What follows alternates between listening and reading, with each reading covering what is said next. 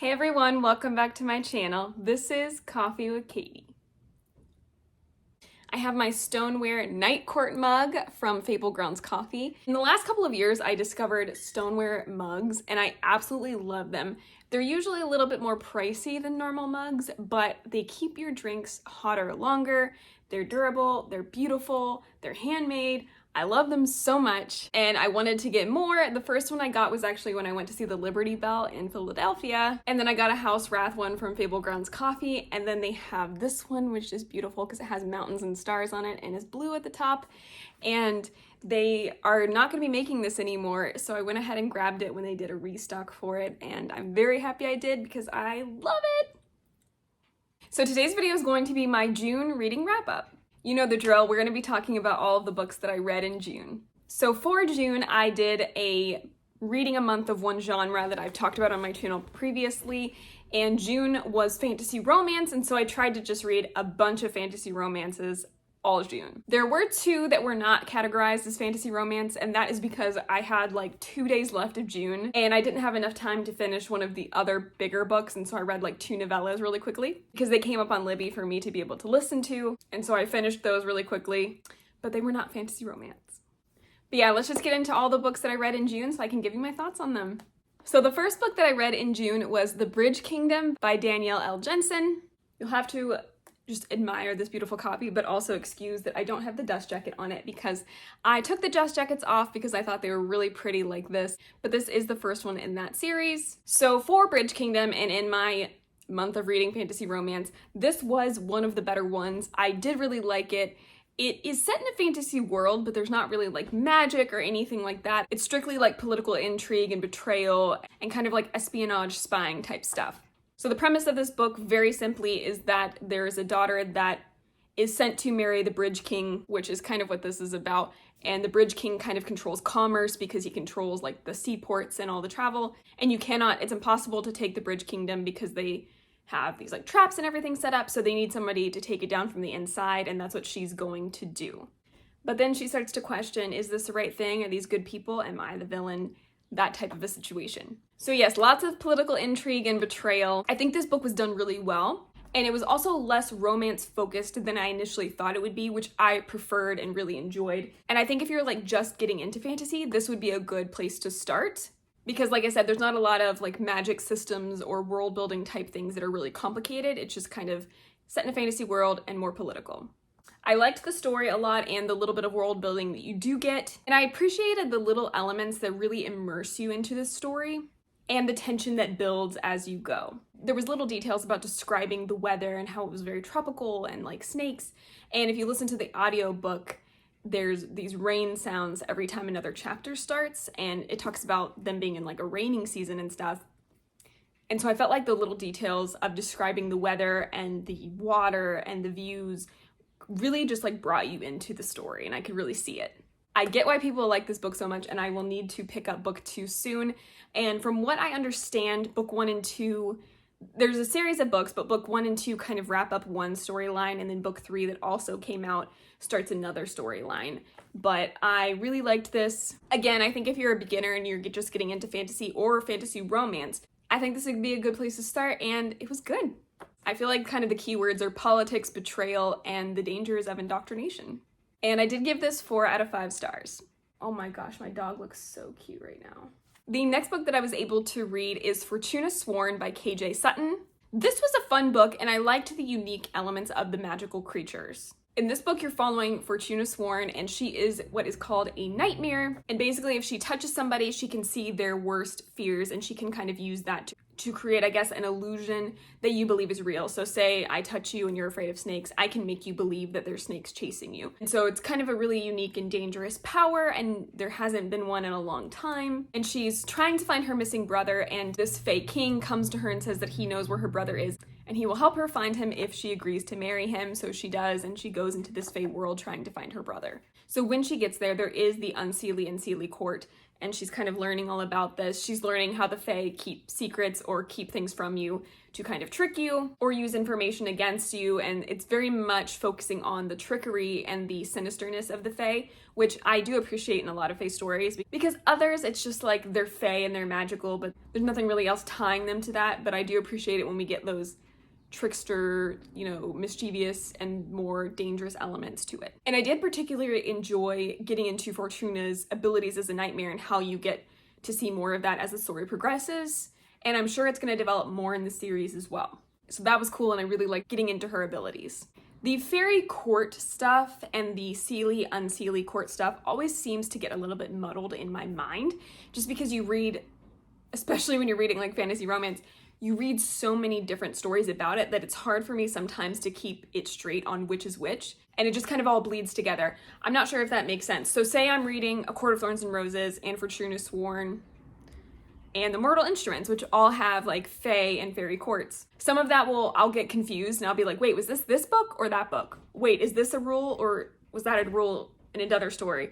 And I'll kind of get it muddled when I'm listening to all of them around similar timelines, because it is the same thing and it gets confusing sometimes.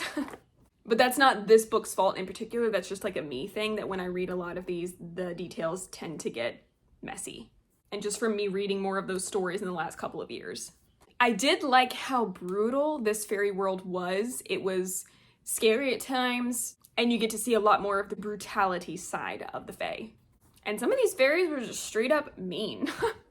Which makes sense. I am curious about where the story is going. I always get a little irritated at the kind of misunderstanding trope, but it's usually tied into like deception and misunderstanding, and then how that pushes you probably into like a love triangle is I think what's happening. So I don't always love that, but we'll see how it goes. I do want to continue the series, and I did give this 3.5 stars. The next one that I was able to finish, because I had started this previously and then was able to just get into it more and finish it, was Rhapsodic by Laura Thalassa. And this is book 1 in the Bargainer series. And when I first heard about this series, I thought I would really enjoy it, and I did. I really liked this book. Short premise: you're following a siren who, when she was younger, made a deal with the Bargainer, who is this like dark lord type figure. So he's kind of like a mafia boss. So picture a Hades type character, and you make deals with him, and then he comes back and collects, but it's always more than you would like to pay, or it's brutal, or you can't pay it back, and so he's like beating you up, like that type of a scenario. Just picture that in your head. That's kind of who this guy is, and she makes a deal with him when she is younger, and she has racked up a lot of debt with him, which is represented by beads on her arm, and there's over 300, and then after 7 years of not hearing from him, he shows up to her door to collect. So you're kind of like, what is happening at the beginning of this? It's an urban fantasy, kind of, which really threw me for a loop because I wasn't expecting that. I don't know why I wasn't expecting it, but I just wasn't expecting it to be set in modern day and then being able to like portal into the Fae world, because he's a Fae, and they're also being like sirens and stuff in modern day. That was an interesting take, but I just wasn't expecting it, so it kind of threw me having some modern day things. But I did like it. It's really hard when you see stories like this and you've read A Court of Thorns and Roses. It's really hard to not make comparisons and see the similarities. And it's not because like you think one is better than the other, but it's just because it's a thing that's really big, and so you make comparisons. Especially in some ways due to Des being very similar to Reese.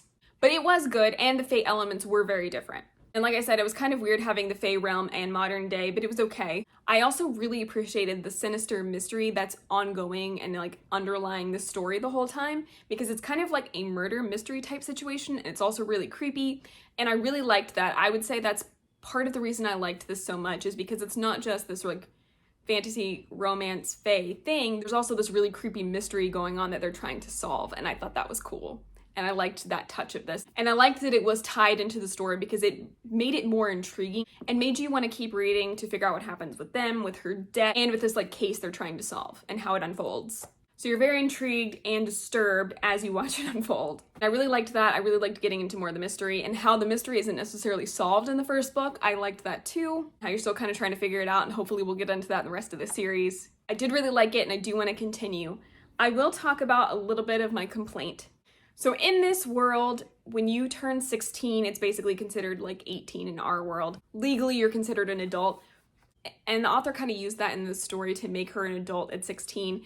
And it made it a little bit creepy because, so she's 16, she makes the deal with the bargainer because she's in a horrible situation that she needs to get out of, and it's very traumatic. And then she keeps making deals with him for reasons I won't disclose because I don't want to spoil it for you. So he shows up in her story when she's 16 over and over and over and over again, and it does like present day, and then it does flashbacks to when she was 16, so you get the story in pieces as you go. So it's a little bit creepy how she kind of gets to know the bargainer at 16 when he's this like fae that's hundreds of years old or whatever. It was kind of creepy that that's how he meets her and spends time with her and like enjoys her company. But they are very clear that it is adulthood in this world. So you have to take that with like a grain of salt, but it was just a little bit creepy. It was a little hard for me to get past, but if you can get past that and recognize when this story is happening in present day, it's 8 years in the future. So, you know, a little bit of a complaint, but I did really like it, and I do really want to know what happens. And actually makes me more curious to read more of this author's works. I did end up only giving this 4 stars, and I think that was because of the creepy element with her being 16, but other than that, I really liked it. The next book that I read was A Deal with the Elf King by Elise Kova. This one was okay. So it was better than expected, actually. I liked that you get elves instead of fae, even though there are fae in this world, in just a different part of the world, and they kind of go into that there are different types of creatures. I did like that it was elves this time. So it was better than expected, but it wasn't necessarily mind-blowing, but it was enjoyable. Also, Hook, her wolf dog guy, is so precious. I loved his character. He doesn't talk or anything, but he's still a character. I think the romance aspects were balanced with the story, and I think it was done fairly well. Not too much spice, which I prefer. I like it to be very balanced, and sometimes if it's too much heavy on the spice, I'm like, this isn't even a storyline, it's just a romance. And I'm not necessarily for that. So I didn't think there was too much spice, which was good. The magic was cool, but it was not as fleshed out as I would have liked it to be. And I feel like it was just it wasn't very explained, and I think I would have liked to get more information about it and to see it in action a little bit more. But for a standalone novel, I think it was good, and I think if you're interested in this book by the premise or anything like that, I would give it a shot. I gave this 3 out of 5 stars. The next book that I read was The Longing of Lone Wolves by Lana Pekarchek. I did listen to the audiobook partially to figure out how to pronounce her name. And I believe that's how you pronounce it. It looks like this. I got this in a book box, and because I got it in the book box, I was going to read it. So I did end up reading this. This is book 1 in a Fae Guardian series, which they're all Fae that can shift, and they're all different types. This is Season of the Wolf, and this is book 1 in Season of the Wolf, and there's like 3 novels in all of the different types of shifters. But not all of them are out yet. Anyway, so it's pretty complicated, and this was pitched as being a Witcher / Beauty and the Beast type story, and you get a lot of essentially the author trying to make the main guy look like Geralt. I think that's why they say Witcher. He's like got a bandolier, he's got this like leather outfit, he's a guardian, so he's a warrior. She's basically trying to make him like Geralt, but also had a curse on him like Beauty and the Beast. So it was interesting to see the mixture of the Witcher elements and the Beauty and the Beast. I did like the Witcher and the shifter type elements in this book. They were interesting. And you get to see like these monsters trying to trap you and just different stuff. It was cool. One thing that I just did not expect into this book at all is this is kind of a post-apocalyptic fantasy. So the main character, you're seeing her in modern day, and then this like catastrophe happened, and she is like frozen in ice and melts. And that's how she gets into this world.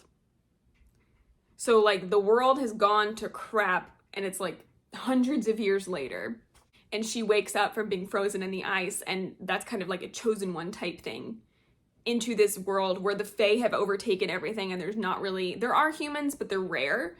And so humans are kind of like the lowly ones and seen as like, you did this to the world, you're the worst. So I was just really not expecting it to be post-apocalyptic. It caught me off guard. It was fine. I just did not expect it. And I don't know if you would either if you read the synopsis. I am curious about how this series will play out as a whole, because like I said, she wrote 3 books from the wolves, and then she's writing from the vampires, the elves, and the crows. And I'm just not I haven't read any of the other books, just this one, so I don't know if it's a continuous storyline or if they're all just individual things with like pieces of a story, or if like these 3 books wrap up a storyline and then it starts another. I'm not really sure, but it's kind of setting it up where there's going to be like a human for each of the books, for like I guess a partner for each of the books. So I'm curious how she will do that, and I do want to read more of these because I'm really interested in the vampire shifters because they just sound really cool. And would also like to get more of the Six and see if she writes books about the Six, because they are like the wild hunt and they're supposed to be like really terrifying. And they're like mentioned in this book, but you never see them, and everybody like wants to avoid them because they're really creepy and scary. And I think it would be cool if she wrote about the Six. So that intrigued me enough to want to read the rest of the series, even though at this point that's going to be a lot of books and it's a little intimidating. So obviously I liked it enough that I want to continue and I want to get more of this world. But I would like to start reading the novels that aren't Beauty and the Beast retellings. And that's nothing against this book or Beauty and the Beast retellings. I think I've just read a lot of them in the past couple of years where I want to get away from that, and I would just rather have individual stories that aren't that, because you always know how they end. I think that's the part that gets me, is I always know what's gonna happen. But yeah, I did really like this, more than I thought I would. The spice was a little up there, which is good for some people, not as great for me. So I didn't enjoy this one as much as some of the others, but I do think it's worth reading if you like these types of stories. And I did end up giving this 3 out of 5 stars. The next book that I was able to read is A Touch of Darkness by Scarlett St. Clair. So this is a Hades and Persephone retelling, and this one is from the perspective of Persephone. There's another one called The Game of Fate that's from Hades' perspective, and I'm not sure I would have liked that one. I was gonna say as much. I liked this one, but this one was okay, but I'll get into it. This is from Persephone's perspective. So it's essentially modern day, and like Olympia is like this, I don't know. It doesn't really describe it a whole lot, but Olympia is just kind of this like really pretty place. So picture like Ireland or something. And then Persephone is going to school at a university, and she is in New Athens, which I think you would kind of picture as like LA or New York City or something like that. And so it's like got modern day elements while like nodding to the Greek elements, and they're Greek gods and goddesses. So obviously that's a part of the story. One thing that I thought was interesting in this is one of the things that you can differentiate a god from a human is that they have horns. And I just thought, I don't know if I necessarily liked that, but I thought it was really interesting that the author chose to differentiate them in a very physical way by showing horns. I just thought that was very creative, and I thought it was a good idea and unique. So every god or goddess will have a set of horns. They all look different. Some of them will be like gazelles, some of them will be really short and stubby, some of them would be ram horns. Really interesting concept. And they can use glamour to cover that so people don't know you're a god or a goddess. And so you can give like a human form and then like your goddess form. It's a little bit of a tangent, just thought that was an interesting element. Well, I'm sure you know the tale of Hades and Persephone, but basically she's going to school, she goes to a nightclub, meets Hades, and then gets stuck in this game where she like owes him a debt and she has to pay it back, or she'll be stuck in the underworld forever. And this is a fantasy romance. This was not my favorite of all the books that I read this month, and I was actually kind of surprised because of how hyped up this is that I didn't really like it that much, at least as much as I thought I would. I liked the story okay, but the spice elements I really did not enjoy. And I don't, and I think I've said this on my channel enough, spice isn't my thing. It's not like why I read books necessarily. So you can take this with a grain of salt, but I do enjoy it in some books if it's done well. But I did not enjoy them in this. I think part of that is because the way it was done in this book, it kind of felt like it came out of nowhere a little and happened too soon. And I think that's why I didn't like it. And also the amount of it. There was like a lot of it. It was like it happened too soon and there was a lot of it, and it just felt like there wasn't a foundation for it. So I didn't really appreciate that. Other than that, thought it was a decent story, done pretty well. It's really hard for me to not compare things to Lore Olympus because Lore Olympus is absolutely amazing, like 5-star top tier. And this doesn't really hold a candle to Lore Olympus, so it's hard for me to not compare them because I love Lore Olympus so much. This was just kind of eh. That being said, I will continue the series because I do want to know what happens, and maybe the series gets better as you go. I gave this 2.5 out of 5 stars. The next book I read that absolutely traumatized me was The Never King by Nikki St. Croix. This was troubling. If the author had stuck with the overall story and setting of Neverland and had little to no spice, even if the rest of the story had been a bit or really dark, I think I would have enjoyed it. However, that is not what happened. I went into this knowing it is pitched as a dark romance, and I think right before I read it, I found out that there's some reverse harem stuff, which I was not ready for, did not necessarily want, but was gonna give it a shot because I thought a adult dark Peter Pan retelling would be really cool. But the spicy scenes were pretty much out of nowhere and were assault. They were basically all assault.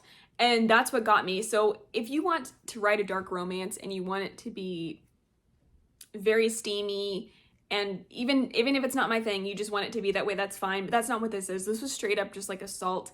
And it really bothered me. There were times that I was like kind of sick to my stomach, didn't want to necessarily continue. It's very short, so I just went ahead and finished it because it was so short, and I thought maybe there'd be some redeeming qualities of it. And it was just gross. It was just gross.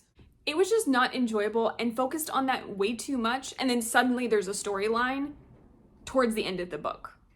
It's like, she's kidnapped, assault. Oh, by the way, there's a little bit of a storyline. It just felt very disjointed and weird. And the writing between the I don't even want to call it spicy scenes because it's not really what it is. The writing between the explicit scenes and the story felt like they weren't the same story. It felt like they were two different books almost. It was just very jarring. Had the explicit scenes been removed and been more of a fantasy romance that was very dark and had the rest of the elements of the story, I think I would have really liked it. And I think it would have been good as a Peter Pan retelling that was dark and adult. But the part that drives me absolutely insane is I did like the story that was separate from all that other stuff that I mentioned. I was really interested in the story because it talks about Tinkerbell and kind of Faye, and it goes into how he is the Never King and he's kind of losing his abilities because he needs to find his shadow, and how does he do that? And that was really interesting, and I really wanted to know what happened from that aspect of it. And a really evil Peter Pan character that is an adult. Oh, let me clarify that. They're all adults in this book. They're not children. Very important to note. So I thought that was really cool because you never really get to see an adult Peter Pan, so I thought that would be really interesting. And kind of think of it as Once Upon a Time's Peter Pan, except not a child, but similar level of evil. That was interesting to me. However, so it really sucks because I want to know what happens to that side of the story, but I'm afraid if I keep reading, it's just going to be traumatizing and horrible. So despite everything I just said, I think I may continue with book 2 because I already bought it secondhand and I want to know that part of the story. They're also really short, so maybe I can just get through it really quickly. I just want to know what happens, and I'm just desperately praying and hoping that book 2 is a different vibe with the explicit scenes than book 1. And let me also clarify that she is painted as basically the daughter of a prostitute, and she's painted as wanting these things to happen to her. She's painting as like wanting to use it against them, and also just like wanting it and claiming them as her own. And I really didn't like that. It felt wrong to me, but technically she is wanting this to happen. Anyway, I will probably continue even though I'm traumatized. I might not even talk about it. But yeah, as soon as I read these books, I'm going to like yeet them out of my house. There's going to be 3 books in this series. I think the last one's coming out this year. I gave it 1 star. And I'm still going to continue. I don't know what's wrong with me. It's because I get sucked into stories and I want to know how they end. Yeah, this was trauma. If you like trauma and you like really extremely dark romance with trigger warnings, maybe you'll like this. The next book that I was able to read in June is For the Throne by Hannah Whitten, which is book 2 in the Wilderwood duology. So this wrapped up the story, and I was so excited to get to this and was happy I got to finish it. So I liked this book a lot. I did not like it as much as the first one. So the first one, you're following 2 sisters, and the kind of lore in their town is one is for the wolf and one is for the throne. So one of the daughters gets sacrificed to the wolf in the hopes that it brings back these like kings, which are basically like their gods. And the other sister is for the throne, who will become queen. And in this horrible society that happens to these 2 sisters, so Rhaenyra Red is going to be sacrificed to the wolf, but she figures out that the wolf is a man and not a monster. And maybe there's more to what's actually happening in the story than what her town is telling her, and maybe who's on the right side and wrong side is a little skewed. And so you're getting into more of that. In this book, I don't want to spoil anything for you guys, but because I'm going to talk about this book a tiny bit, there may be some slight spoilers if you haven't read it. But you're following the sister and you're going into the Shadowlands. And that was really cool. I was very excited to get into that. I was really anticipating it and hoping to get more of that world because it sounded really, really cool. And I loved the Wilderwood in book 1 and how you get to see the forest kind of come alive. It was so cool. So again, I liked this, but not as much as the first one. The Shadowlands were really cool, and I liked Neve, who's the other sister. I liked her much more in this book than I did in the first book. In the first book, I was just kind of like, you exist. I don't care about your storyline. Move on back to Red. I did like her more in this book, so if you didn't like her perspective in book 1, maybe you will, as I did, like her more in book 2. And so I liked her more in the story, and I liked the Shadowlands, but I really, really liked the Wilderwood in book 1. And the Shadowlands didn't really seem as in-depth as I would have liked them to be, even though it was, creepy and dark and scary, which makes sense that it was. But I just felt like there should have been more of that, and it felt a little bit more abstract than concrete. And it felt like when you're going through the Shadowlands, things aren't necessarily explained very well, and again, it's more abstract and kind of verging on the line of magical realism, which I'm not a huge fan of. I'm not against it, but I'm not necessarily for it. And also metaphor. It felt very metaphorical in a lot of parts. It's happening, but it's also not happening, and it's happening, but it just had a weird vibe. Very nightmare and dreamlike was a big part of this story, I feel. One of the things that was cool when you go into the Shadowlands is everything's in grayscale, and so the way it's described in grayscale and everything's white or black or gray and different varying shades of that, it was really easy for me to picture, which was cool because it kind of immerses you into that. So I did appreciate that. And also Solmir, who she's trapped in the Shadowlands with, his eyes are like these really intense bright blue that hasn't changed while he's been in the Shadowlands. So it was really cool to be able to picture in your mind this grayscale land and then his bright blue eyes and it being really striking and creepy. She wrote that extremely well because I could picture it vividly in my mind. So I'm not saying this book was bad or anything like that. It just wasn't necessarily what I was expecting or living up to my personal expectations. I also didn't necessarily love how the resolution came about for everything that's been building the last 2 books. And it did have a very different feel than the first book, but it was good. The ending itself, so not the resolution, but the actual ending, the last thing you read, I liked that. I appreciated it. And while it didn't necessarily live up to my very high expectations, I did really enjoy this, and I did give it 3.5 out of 5 stars. And I will absolutely read more works from this author. I think she does a really good job, and I'm really curious to see what other stories she will come up with. I know she has one, I believe, that's coming out next year, and it's called The Foxglove King. I will read it. The next book that I was able to read was Rogue Protocol by Martha Wells. This is book 3 in the Murderbot Diaries. It's a little novella. This is one of the novellas that obviously is not fantasy romance. I keep reading these and I keep putting them off of continuing the series, and then I keep reading them and keep thinking how amazing they are. This was no exception. It was so funny and fun and I loved it. This series is just so great. I love it so much. These books always make me laugh, always. And that can be hard to do for books sometimes just because you're really immersed in the story and you think it's funny or whatever. But these books make me laugh out loud. And I just think the humor in this is so funny and very much something that I enjoy. I'm sure that varies from person to person, but I just really enjoy the humor and the setting of these books. I also feel like she does a really good job, even though it's really short, of having a really good balance of humor and action while still developing the story as you go. Because they're all kind of little, I feel like the best way to describe the novellas of the Murderbot Diaries, because I know she does end up getting, I think it's in the 5th book, it is an actual novel, it's much longer, but I feel like the way she treats these little novellas is different episodes of a show. So you're following Murderbot, and everything that happened in the last book isn't happening in this book necessarily. There may not be the same characters. It's just kind of all of Murderbot's separate adventures, and I think it'll tie into a storyline at some point. But it's just kind of cool to be this is episode 3, and Murderbot's on this adventure and saving these people. And I think if you picture it like that, it's easier to just go through the stories. I absolutely love reading from Murderbot's perspective. They are absolutely hilarious and amazing. And also, I would highly recommend the audiobooks. I know I'm clearly holding the book in front of you. The audiobooks are so good. The narrator, I feel like, really pulls out the intention of the author's humor and the emotion of Murderbot. And I think the narrator is just fantastic. So the audiobooks are also fantastic, and I would really encourage you to listen to those if you haven't, and to pick up Murderbot Diaries if you haven't, because they're so good. So yeah, also very good.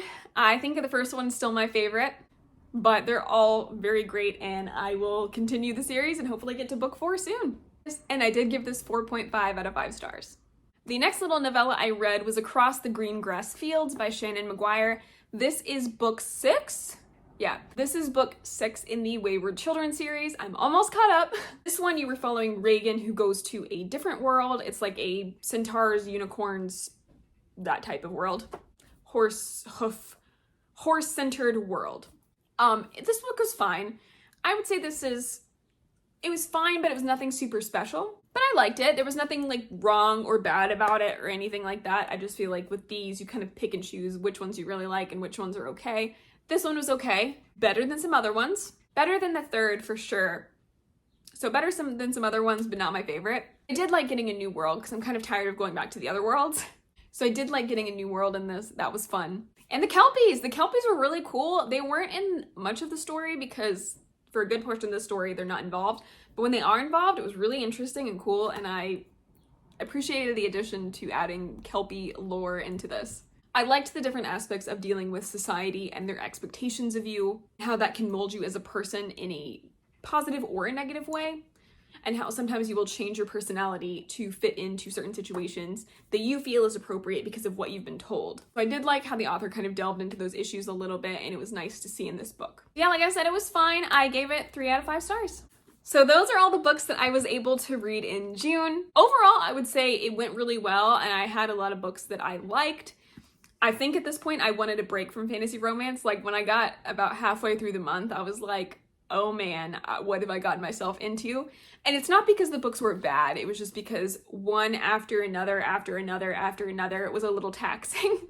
And I just kind of wanted more variety, which is probably why I really enjoyed those 2 novellas at the end of June. But it was a really fun reading month, and I did have a really good time, and I got a lot of books read. But I will do this challenge in the future. I think my next one will be YA fantasy, whether that's older YA fantasy with some new mixed in, but mostly older YA fantasy that's like on my backlist, so that I could read some of them, potentially unhaul them if I don't like them. So I would like my next one to be YA fantasy, and I think I'm gonna try to shoot for August to do that one, so next month.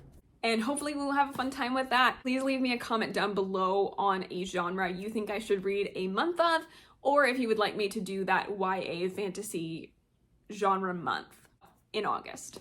Well, that is it for today's video. Please like this video if you liked it, subscribe if you want to, and I will see you next time. Stay safe and caffeinated. Bye.